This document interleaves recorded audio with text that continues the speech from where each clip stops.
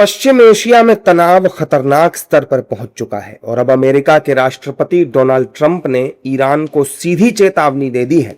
Trump ने कहा है कि अगर 3 दिनों के भीतर युद्ध विराम पर सहमति नहीं बनी तो ईरान के तेल पाइपलाइन सिस्टम अंदर से फट सकते हैं।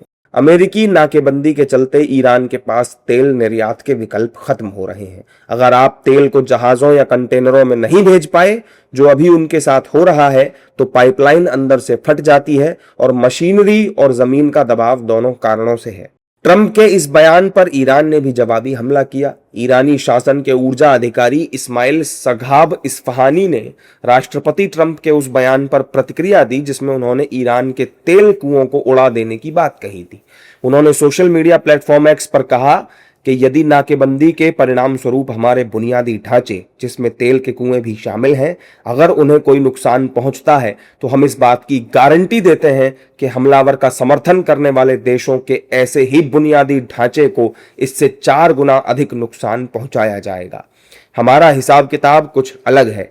1 तेल का कुआं इज इक्वल्स टू 4 तेल के कुएं। ट्रंप का यह बयान ऐसे समय में आया है जब अमेरिका ईरान पर समुद्री और आर्थिक दबाव लगातार बढ़ा रहा है। ट्रंप के इस बयान से देश में भी सियासत गर्मा गई है। विपक्षी दलों के नेताओं का कहना है कि राष्ट्रपति ट्रंप ईरान को नहीं बल्कि अमेरिका को ही बर्बाद करने में लगे हुए हैं।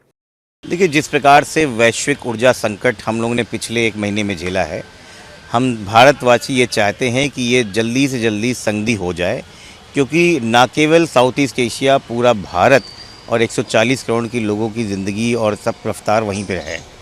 आज की डेट में कोई भी युद्ध नहीं चाहता है, लेकिन जिस प्रकार से अमेरिका के राष्ट्रपति रोज़ अपने स्वर बदलते हैं, कभी वो संधि करना चाहते हैं, कभी वो धमकी दे, तो धमकी की प्लेट पे कोई भी सरकारें नहीं आ सकती, ये उनको समझना चाहिए। ट्रंप जी तो रोज़ बयान देते हैं और उनके बयानों को अगर देखें तो जो ब्लॉक स्तर के जो लीडर होते हैं बिहार में, ब्लॉक प्रमुख, जिला परिषद स्तर के, वैसा वो बयान देते हैं। उनके बयान को कोई नोटिस नहीं लेता दुनिया में।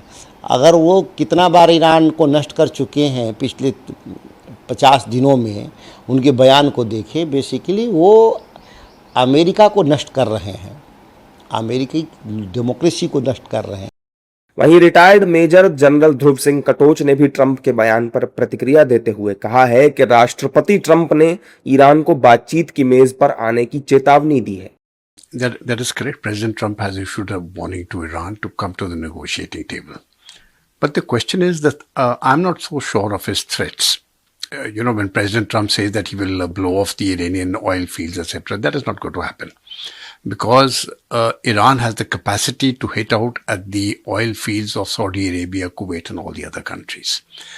In fact, if the Iranian gas is hit, then I think company like Aramco will suffer very heavily. So that is not going to happen.